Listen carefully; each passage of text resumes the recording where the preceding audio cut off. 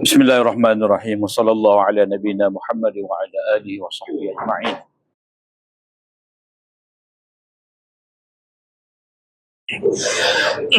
الحمد لله رب العالمين، والصلاة والسلام على أشرف الأنبياء والمرسلين نبينا محمد وعلى آله وصحبه أجمعين. اللهم اغفر لنا ولوالدينا ولمشايخنا والمستمعين ولجميع المسلمين. قال الإمام النووي رحمه الله تعالى: باب تحريم الكلام في الصلاة ونسخ ما كان من إباحته. قال الإمام مسلم رحمه الله تعالى: حدثنا أبو جعفر محمد بن صباح وأبو بكر بن أبي شيبة وتقاربا في لفظ الحديث. قال: حدثنا إسماعيل بن إبراهيم عن حجاج الصوافي عن يحيى بن أبي كثير عن هلال بن أبي ميمونة عن عطاء بن يسار عن معاوية بن الحكم السلمي رضي الله تعالى عنه أنه قال: بين أنا أصلي مع رسول الله صلى الله عليه وسلم إذ عطس رجل من القوم فقلت: يرحمك الله.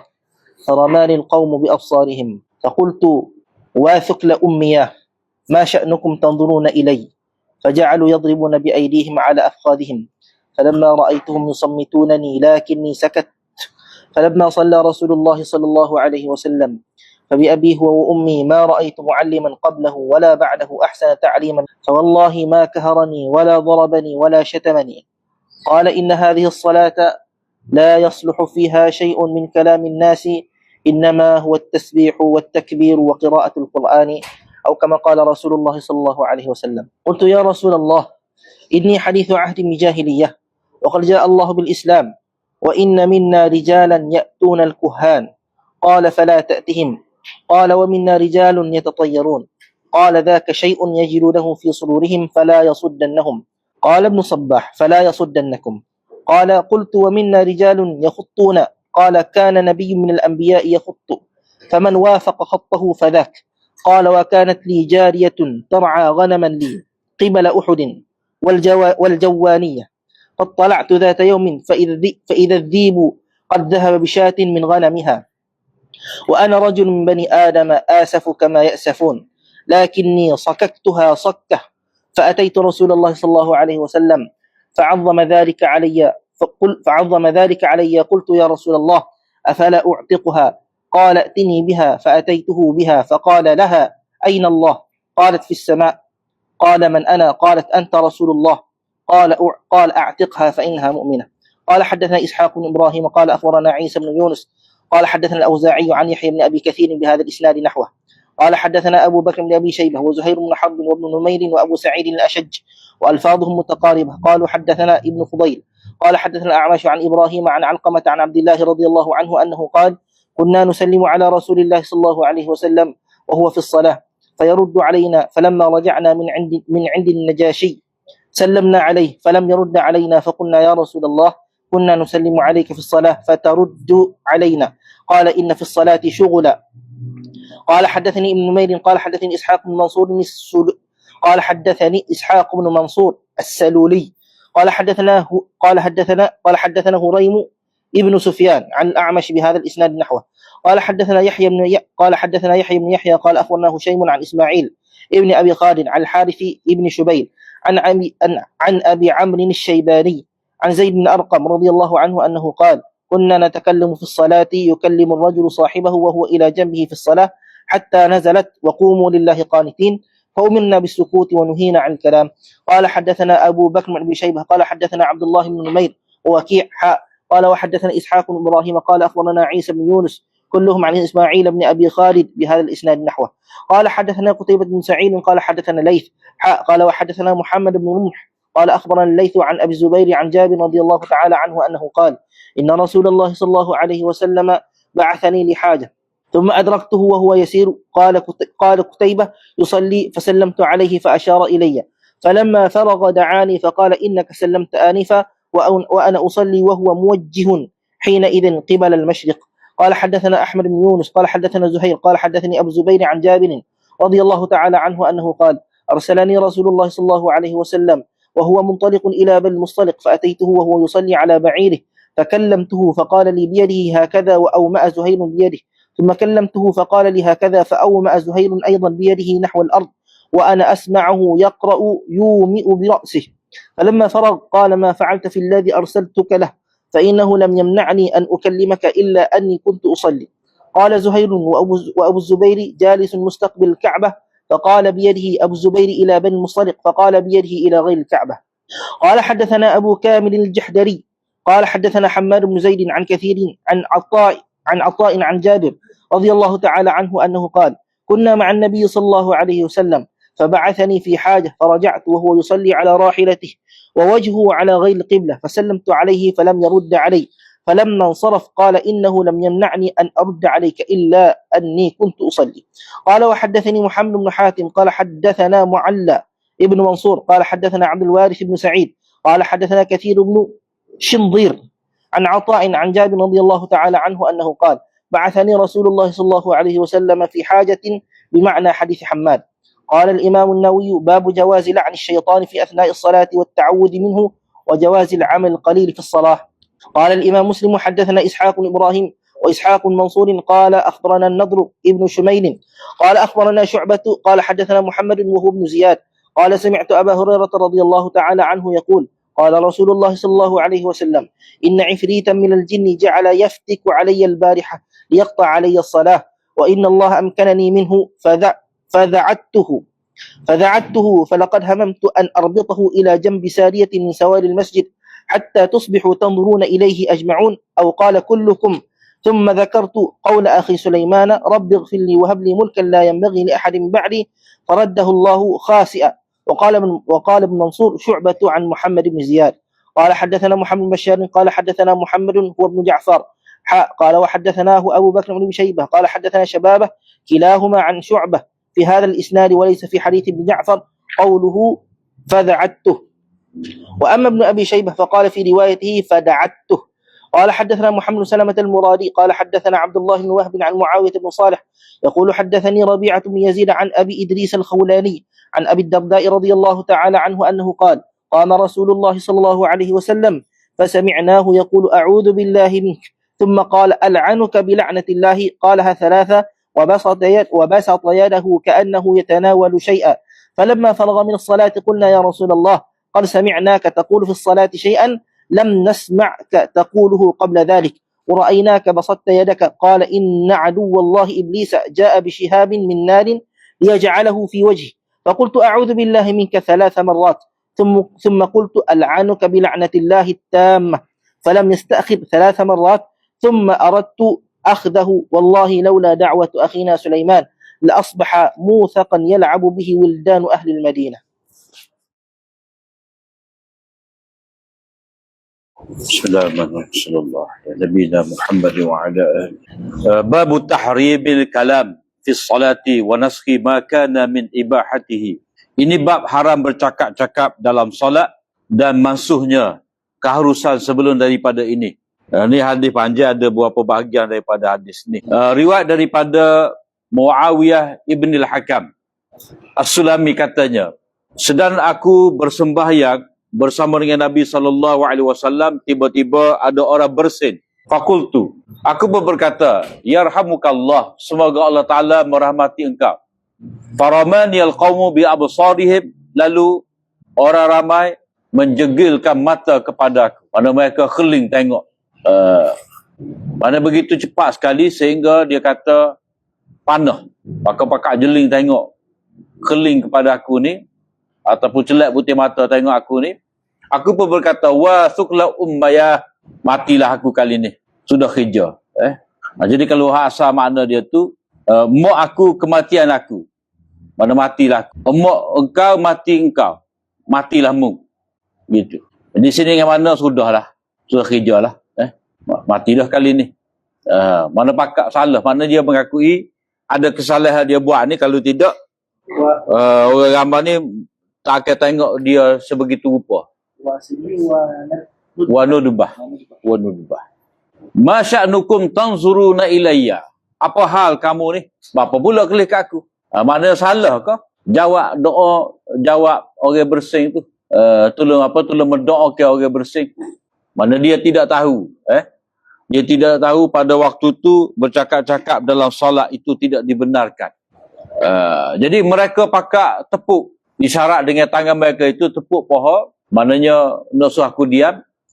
Falamma ra'aitum yusammitunani, bila mana aku tengok mereka itu cuba mendiamkan aku, lakinni sakattu, maka aku pun diam.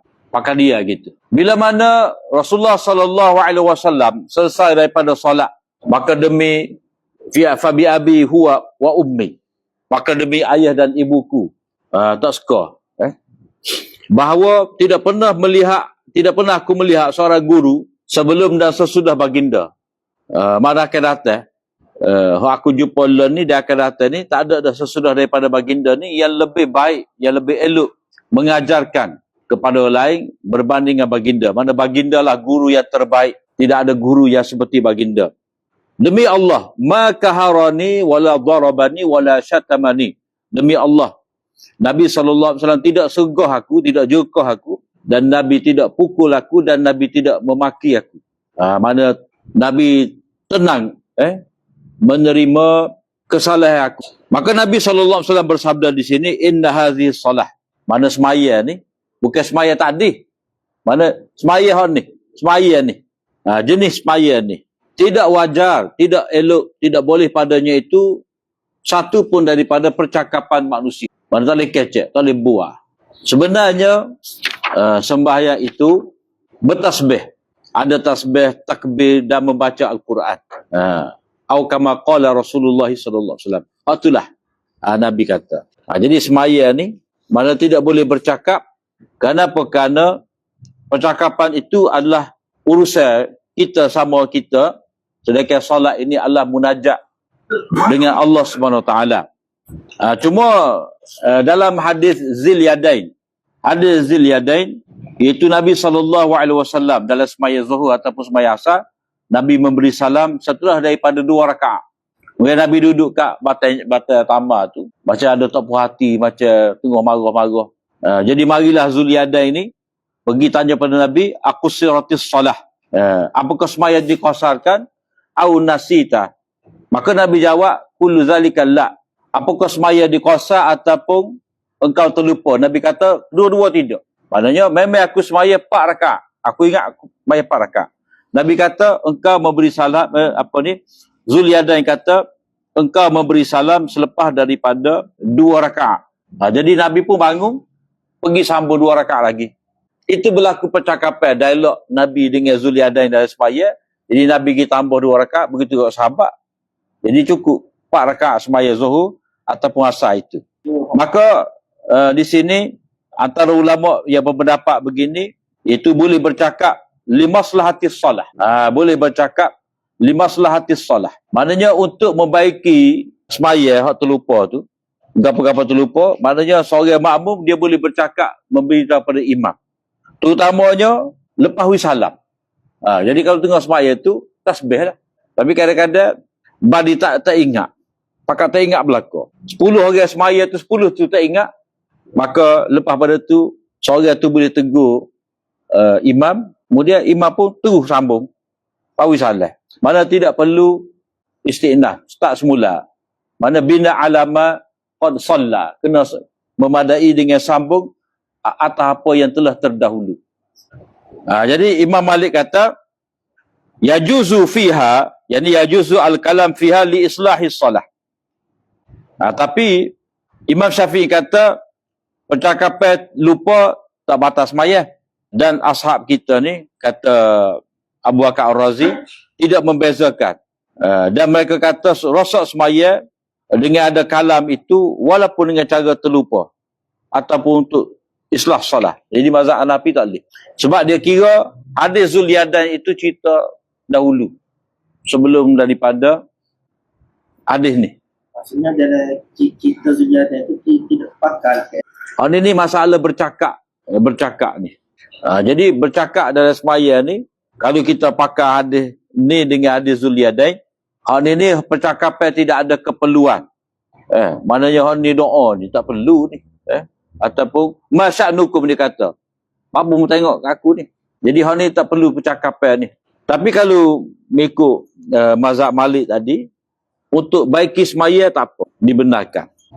Jadi dalam semaya ni hanyalah untuk tasbih. Mana tasbih itu sama ada tasbih doa iftitah subhanakallahumma wa bihamdik, ataupun tasbih dalam rukuk sujud, dan takbir intiqalat. Kemudian dia kata au kama qala Rasulullah, atau seperti yang dikatakan oleh Nabi. Dalam riwayat yang lain, tapi ini riwayat Abdullah bin Mas'ud, hadis 538. Inna fis salati syughla. Sesungguhnya dalam solat itu ada kesibukan. Mana semaya ni dia sibuk, maknanya sibuk dengan tasbih, baca Quran, takbir tahmid ataupun doa.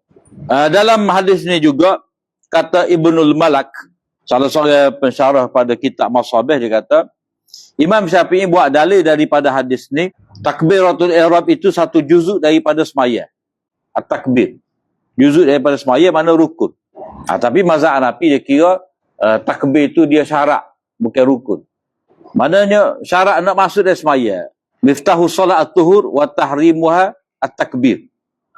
Jadi dia kata, dia sebab Imam Abu Hanifah dia ambil dalil takbiratul ihram itu sebagai syarat, sebab dia kata ayat Quran wa zakara asma rabbih fa shalla.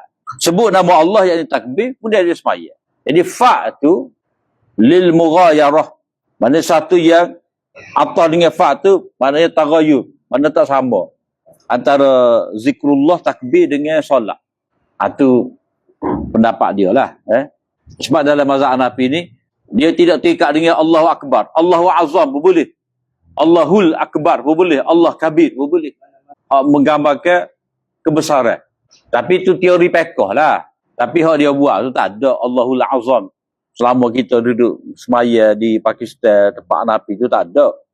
Allahul Akbar, semua Allahu Akbar, maknanya ini teori pekoh. Mana kalau orang tu pergi salah Allahul Akbar, bagi mazhab Hanafi sah lagi. Dia teori pekoh ni macam kita kata sah berwudu, bagi mazhab Syafi'i 2-3 lah rambut. Tapi bukan nak suruh ambil lagu tu wudu. Ataupun dalam mazhab Syafi'i ni pakai kain pelekat saja tak apa, asal kau tutup pusat atau lutut. Tapi bukan nak suruh semaya lagu tu. Mana qadar minimum. Ataupun kadang-kadang pekoh ni hak mana orang ada hajat lah. Jadi ada pendapat lagu ni, hak mana ada hajat dia boleh guna pendapat. Pekoh kan luar. Aku berkata wahai Rasulullah, aku ni baru sahaja meninggalkan jahiliyah. Hadisu ahdin bil jahiliyah. Maknanya aku ni baru zaman, masih lagi dekat-dekat dengan zaman jahiliyah. Maknanya aku ni baru masuk Islam. Mana banyak perkara tak tahulah. Allah Ta'ala telah datangkan dengan Islam, yang ni kepada aku. Mana syukurlah aku dapat hidayah, dapat peluk Islam ni.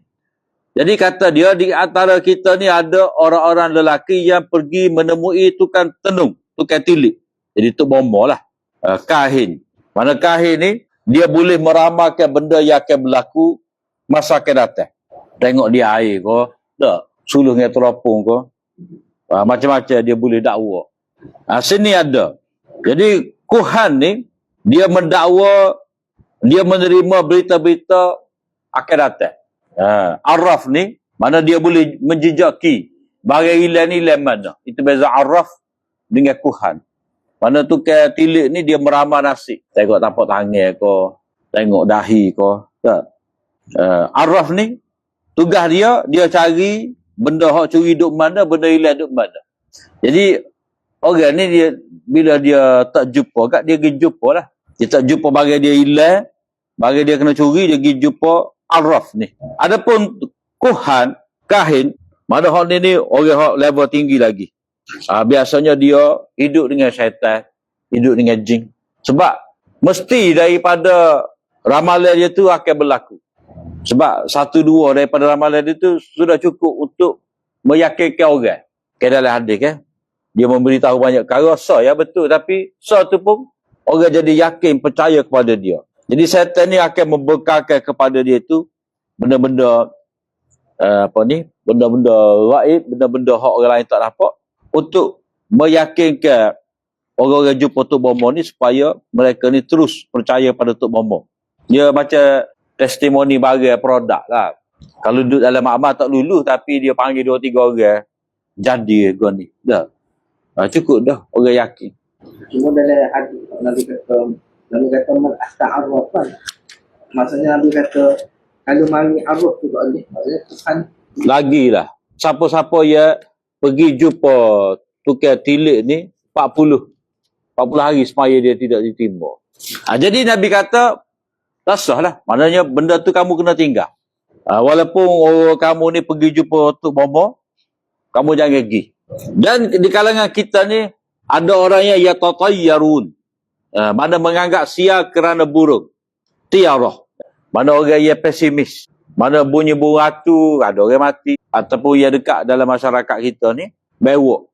Tubik rumah selisih dengan bewok, kena patah balik. Sebab ada tak molek. Dia kira gitu. Tatayut ni jadi nama lah. Binatang mana-mana pun jadi belakang. Cuma orang Arab burung. Orang Melayu kita ni, cerita ramah masuk rumah malam-malam kata ada nak mari. Jadi orang tak ada kena mengenam. Maknanya Nabi SAW ni tidak membenarkan seseorang itu ada tatayut menganggap sia ataupun bersifat pesimis. Mana tak jadi nak buat sesuatu kerana sesuatu yang lain. Padahal benda tu tak ada kaitan. Jadi Nabi kata, zaka syai'un yajidunahu fi sudurihim fala yasudannahum. Ibnu Sabah kata fala yasudannakum. Jadi itu perasaan yang ada dalam hati kamu, maka janganlah benda itu menghalang mereka ataupun benda tu menghalang kamu. Mana kita nak buat ada benda tu. Tapi parut dengan kucing hitam kau, dengan bewok kau ataupun tengok burung ratu kau, jadi tak jadi.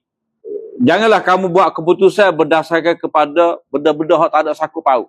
Tapi kalau kita kata dengar ramalan hujan kau, kita pun tak jadi pergi. Itu lain. Sebab ramalan hujan ni dia ilmu. Walaupun bunyi ramalan, dia ilmu sebab orang menjangkakan hujan tu berdasarkan pergerakan awan dalam tempoh sekian. Dia boleh jangka lah. Angin tu mari dengan kelajuan sekian, akan sampai tempat ni hujan sekian. Ma fil arham tu, apa dalam arham, dalam rahim. Dia bukan jantina tu tidak gaib. Jantina tu tidak gaib, jantina.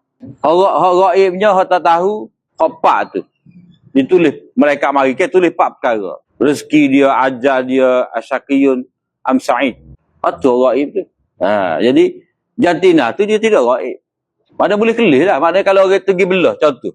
Dia zalim, pergi belah perut. Dia boleh nampak, boleh tahu. Mana tu tidak gaib. Sebab gaib ni alam lain. Kalau belajar ilmu Allah Ta'ala hak detail. Berapa bilangnya hujan turun? Dia gimana? Hak mana menubuhkan pokok? Tu tak boleh ramal tu. Jadi hak kita nampak ramalan berlaku tu, hak tu bukan dia tahu benda gaib. Hak tu hak benda zahir. Benda zahir. Cuma dia tidak ahli bidang tu, dia tak tahu. Tapi pakar meteorologi, dia tahu. Jadi bila dia tahu, itu bukan benda gaib lagi. Bukan benda gaib. Sebab hak tu dalam ilmu jangkauan manusia. Cuma bagi orang biasa, dia kata hebat. Padahal tu hak mana dia. Bidang dia. Ilmu ni dalam. Ilmu Allah Ta'ala ni halus. Jadi bila ahli sains dapat kesan ni jantina budak berdasarkan ultrasound, bukan bermakna ahli sains telah ambil ilmu gaib Allah Ta'ala tak. Wa ya'lamu fil arham tu ma tu kata dan dia tahu jantina. Apa dalam rahim? Apa dalam rahim tu banyak perkara. Jadi data boleh daripada ultrasound tu setara mana, banyak mana. Sikit je. Lain tu bila kalah. Mana teknologi sebab benda tu ni je. Dia dalam selaput 3 lapisan tu. Mana bagi boleh suluh, bagi boleh kelih. Jadi itu tidak gaib lagi. Banyak perkara kita tak tahu sebenarnya. Sehingga tu kita akan tahu. Bila kita cukup alat, maknanya bila sains berkembang, teknologi bertambah apa semua ni, kita boleh tahu lah. Akan datang. Tapi tahu kita akan datang, setara tu boleh tahu tu, bukan berarti kita telah boleh menerobosi tengok benda gaib. Tak lagi. Tetap tak boleh. Lepas tu dia boleh sebut gerhana bulan pukul berapa, sekian-sekian, tepat. Dia ada kaedah dia. Ilmu ni banyak ilmu geologi. Tapi bukan ilmu mata cicing. ilmu mata cicing lain. Cicing ni ada jadi orang dia jangka maknanya pengalaman. Cuma dia kata ilmu firasat. Tapi berdasarkan pengalaman lah. Tajribah. Macam tu bida lah. Tu bida kan dia tengok perut bini lagu ni bulat. Kata wahai tina ni. Lalu nampak gini kata cantik. Mana pengalaman dia? Tak salah. Cuma dia tidak dakwa lah dia boleh ilmu daripada Tuhan tak. Cuma maklum dah pengalaman dia. Dia ni benda tu qat'i ke tidak? Kalau kita dakwa sebagai qat'i tak boleh. Jadi kita menerima maklumat tu kena cerdik lah. Jadi maklumat siapa pada kita tu kita sekadar info, bukan awak etik kok. Jadi kalau semua kita tahu dia akidah belaka, jadi pegangan kita payah. Sebab itulah kalau dalam maklumat sains pun ni baru data baru. Ni boleh jadi hipotesis, ni jadi tesis. Banyak stage lah. Ini sudah jadi teori. Jadi apa yang manusia tahu tu ada peringkat-peringkat. Jadi Nabi ni tak sah kita buat keputusan dengan semata-mata sangka ataupun orang kata. Inilah yang dikatakan Nabi sendiri menerapkan pemikiran saintifik. Ataupun Nabi nak bebaskan kita ni daripada terbelenggu dengan sikap pesimis. Mudah anggap ni sia, ni majar. Jangan. Nabi ni seorang yang optimis tak? Ni lawan dia tatayur ni tasya'um, lawan dia optimis lah. Tafaul. Banyak kan tafaul ni. Sempurna baik.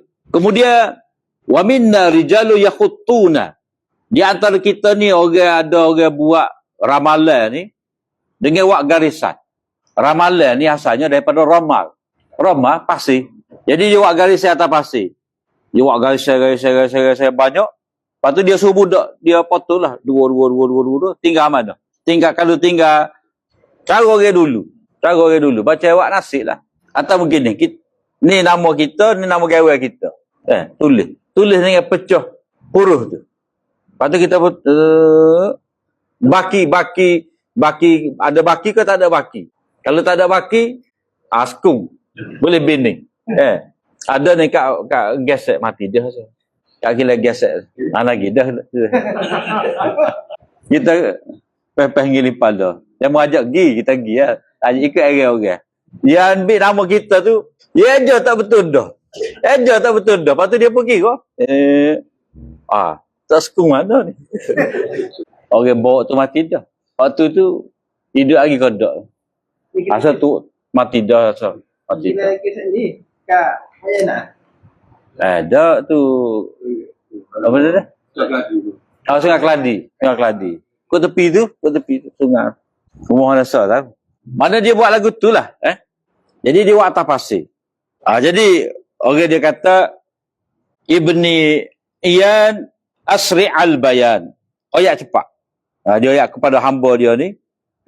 Beritahu keputusan dengan cepat. Mana dia suruh buat lah. Jadi dia buat garisan banyak tu di pasir. Lepas tu potong. Dua. Nanti tengok tinggal mana. Itu. Jadi Nabi kata, itu ada Nabi yang yakhuttu buat garisan. Siapa yang sama, mana tepat garisannya tu, fazaka, ya dah lah. Mana ya dah dengan takdir. Jadi hadis ni bukan kata nak suruh kita terima ramalan lagu ni dengan buat cara apa ni, garisan seperti Nabi ni.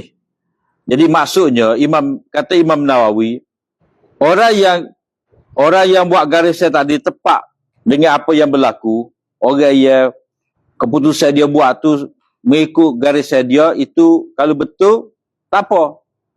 Tapi masalahnya tidak ada jalan kepada kita untuk tahu dengan cara diyakini perbuatan tersebut. Maknanya Nabi tak apa lah. Yang dikatakan Nabi Idris dahulu ada buat lagu ni, Nabi tu tak apa sebab dia wahyu.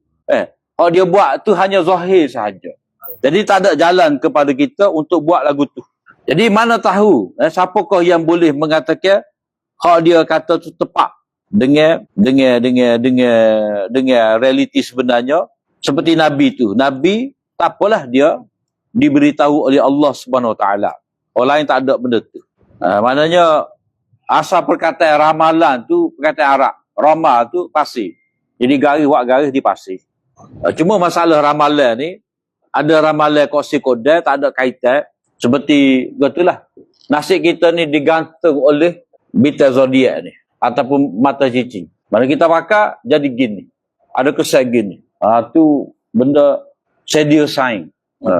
Maknanya dakwah lah. Sudah sains. Mana benda tidak boleh dibuktikan dalam makmak. Banyak dakwah. Kalau macam nasib ditentukan oleh bintang zodiak tu, Tu tak ada kena mengena nasib kita dengan perbitan tu. Tak ada kena mengena kita beranak bulan gini, sifat gini, jodoh kita gini-gini. Tak ada kena mengena tu. Itu tanggapan orang buat ramalan. Cuma masalahnya, palmistry. Ilmu tapak tangan. Ilmu tapak tangan ni, dia agak apa ni, tidak boleh kita kata ramalan. Dia tidak tilik, dia baca. Dia ada seni baca benda ni. Dia ilmu tersendiri. Tapak tangan, palmistry ni, ataupun nama dia sehari ke apa? Palm reading. Ada ilmu dia, dia ada mazhab dia. Mazhab Amerika, mazhab India, mazhab Cina, mazhab Jepun. Dia ada mazhab dia. Tapi ilmu ni, orang pakai untuk kesan pembunuh penjenayah. Macam kiafah lah. Benda tu, dia akui lah. Dalam bab ilmu kriminologi ni, orang guna. Dia ada ni. Urat perjalanan, travel, dia panggil travel line. Ada travel line, life line. Orang nikah pun ada. Orang nikah dua ada. Kalau dia tak ada orang tu, tak nikah pas sudah. Ataupun dia nak nikah dua. Koyak semacam nak nikah dua. Tengok di tangan dia, tak ada orang selagi tu. Dalam pengalaman. Maknanya baca ni. Supaya kita baca tulisan lah. Katalah, tulisan Jepun. Kita tak pernah ngaji. Nak baca lah ke mana? Jadi agak ke Google, transkripsi untuk kita, baru kita baca. Jadi tulisan tangan ni, kalau mau asli kata, inilah tulisan malaikat. Kemungkinan ni tulisan malaikat. Wa kullu insanin azamnahu ta'irahu fi unuqi. Maknanya ditulis pada diri manusia tu nasib dia. Jadi mana tempat tulis? Atas leher ataupun di tubuh manusia. Jadi ni lah tempat dia ni. Dan nasib manusia ni tak sama. Bala qadirina ala an nusawwiya banana. Boleh kami nak sama ke jari-jari manusia, tapi kami tidak sama ke. Maknanya nasib manusia lain-lain. Jadi ni kalau kita tak reti baca, tak boleh. Samalah seperti tulisan Arab ke tulisan Jepun ke, dah kita tak ngaji, tak boleh baca. Dia kena baca, kena ngaji lah baru boleh baca. Dia pengalaman dah. Pengalaman orang. Dia tengok orang ni, biasanya orang ada 2 orang ni, 3 orang ni, banyak tu dia nikah. Umur dia lama, orang boleh cakap. Sebab kalau kira sebenarnya, kalau ikut ilmu dia dah, ilmu ni kan, dia mengalami perubahan. Ada perubahan. Jadi kita berusaha gini, dia akan berubah. Berusaha dia akan berubah. Tidak. Dalam ilmu ni, dia ambil kira orang. Ni setiap hak gelembung ni, dia ada. Dia panggil Venus, Uranus, ada nama-nama dia ni. Dia bukan sahaja ni, tu hewan ni. Orang-orang ni, satu-satu ni banyak ni. Dragon ni, dia tak boleh boleh semalam meh kan ni. Takdir ni kan takdir. Takdir kita. Kita pergi kepada takdir. Kalau lah kata, orang ni dia boleh baca dia ayat. Kalau orang tu tak pergi buat, tak jadi. Maknanya dia dapat tahu gini-gini, lepas tu dia nanti tengok orang ni buat ke tak. Terjadilah takdir. Bukan dia tahu ilmu tapi tertulis lagu tu. Gapo dia akan buat. Perjalanan dia boleh agak. Supaya doktor. Dia ada data. Baca doktor dah. Doktor boleh kata, boleh buat balik dah ni. Dia ada data yang Ini pun sama data dia. Data ahli dia. Kita tidak. Sebab benda ni, benda tapak tangan ni dia saintifik. Benda dikaji. Lama dah. Banyak data. itu dia kebetulan dengan adik amal kullu yasullu wa kullu hal. Kata kita pergi kan tak situ. Kalau kita pergi tak mudah. Kalau kata tapak tangan demo ni bini 2. Tapi dia tak sih berusaha. Lama-lama benda tu dia akan hilang. Jenis itu. Kalau ni daripada ni. Dia ada kaitan jugalah. Ya boleh kita pandai baca ke tidak? Kalau Benda ni orang kaji. Analisis. Sebab panggil dia sipir dia dah. Dia orang ni rekod gini, rekod gitu. Lepas tu ni hak sini ni timbul tu setara mana tinggi dia. Kain kau ni dia setiap satu tu dia kait. Jadi kita tak boleh baca mudah gitu. Dia ada data, dia ada basic dia. Ada berapa jenis orang? Ada berapa jenis orang? Kanan kiri. Orang-orang yang terlibat dalam benda ni, dia kaji lama. Benda ni bukan baru 100 tahun, benda lama. Kiafah ni, Nabi kata hak ni daripada hak ni. Mana kaki Usamah dengan kaki Zaid, hak ni daripada hak ni. Mana dia tengok orang tu, dia nampak dorak kaki. Mana benda tu boleh baca.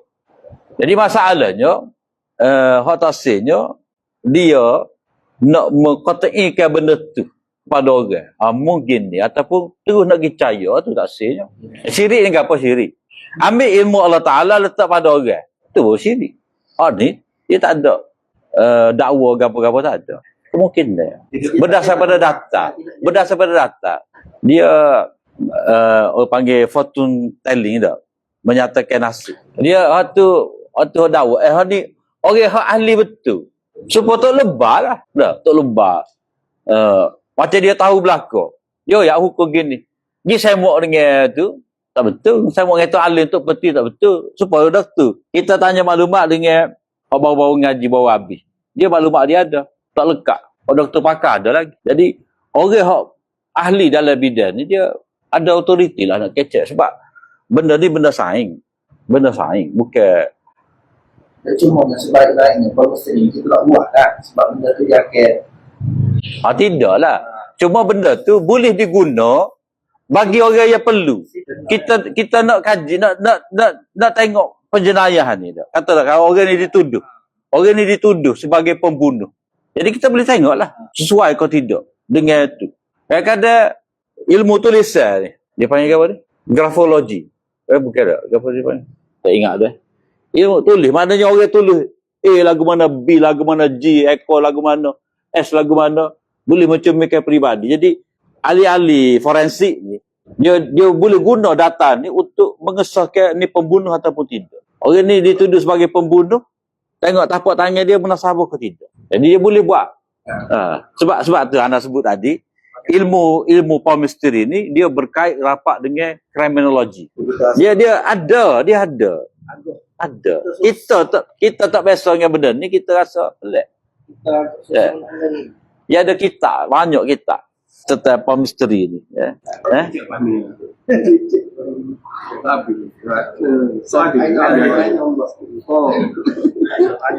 Aina Allah tak boleh malam ni. Sebab sama Tuhan buat jari manusia ni tak sama. Jadi ayat tu kunci. Bala qadirina ala an nusawwiya banana. Perspektif ulama tafsir dulu, kami boleh menjadikan sama kembali jari-jarinya. Maknanya kiamat.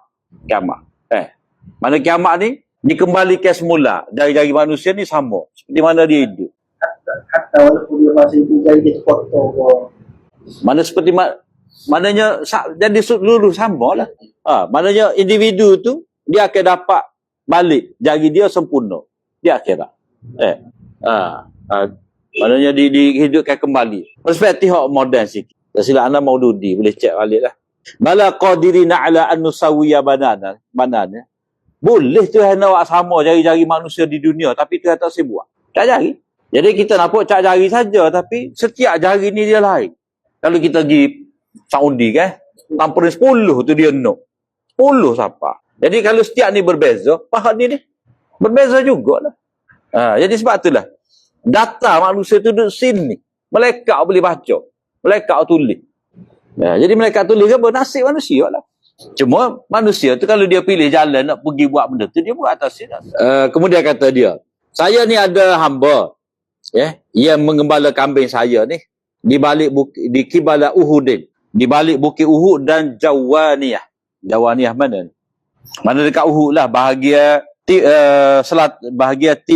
utara Madinah. Dia pergi kawasan tu lah. Dia main kot tu lah, tak pergi lain. Fattala'tu, aku mendapat tahu pada satu hari, mana aku gita, aku dapat tahu pada suatu hari, rupa-rupanya serigala telah membawa lari salah satu daripada kambing yang dia jaga. Aku ni manusia. Marah seperti mana anak Adam yang lain marah. Maknanya kalau sabit ingin harta, marah dah. Kita amanah jaga, dia tak jaga. Siapa serigala lagi yang ambil seekor ni. Akan tetapi aku tak sabar, aku tapak dia. Fasakkat wajahaha. Tepuk dahi. Tepuk dahi tu malu. Fasakkat wajahaha. Faqalat ajuzun aqib. Aku mana ni? Tua dah aku nak boleh anak. Jadi, aku pun tapa dia. Lepas tu mari rasa menyesal, aku pun pergi menemui Rasulullah sallallahu alaihi wasallam. Adalah. Ada darjat-darjat. Lepas tu dalam fiqhul lughah Sa'alabi. Tengok dalam fiqhul lughah. Jadi aku menyesal ni jumpa Nabi, fa'azama zalika alayya. Maknanya Nabi kata berat kan tapa-tapa dia ni. Mana tak patut buat lah. Muka budak. Dia mana berani dengan serigala. Nak buat apa? Tengok saja serigala. Muka dia budak. Jadi aku berkata Rasulullah, apakah perlu, apa salahnya, afala u'tiquha? Lagu mana kalau saya ni nak memerdekakannya? Boleh kah? Nabi kata, wak mari. Dia boleh ikut, boleh kah tidak, apa salahnya? Boleh kah? Ikut kesesuaian lah. Afala aku na abdan syakura. Apa salahnya? Aku jadi hamba Allah yang bersyukur. Jadi Nabi kata, wak mari. Walaupun pahala besar memerdekakan hamba, tapi kena mengambil kira keadaan hamba. Sebab hamba ni dia jiwa lemah. Dia bergantung dengan orang. Jadi kalau nak mudah, kalau kita memerdekakan dia, dalam keadaan dia pun tak sih. Dia pun tak sih merdeka. Bila dia merdeka, dia kena cari pitih diri lah. Kena cari rumah diri ke apa. Susah. Dia tak ada tempat bergantungnya. Dia macam orang kena buat kerja lah. Jadi jiwa hamba ni dia lemah. Sebab itulah dalam Islam dia ada hamba mukatab. Fakatibuhum in alimtum fihim khaira.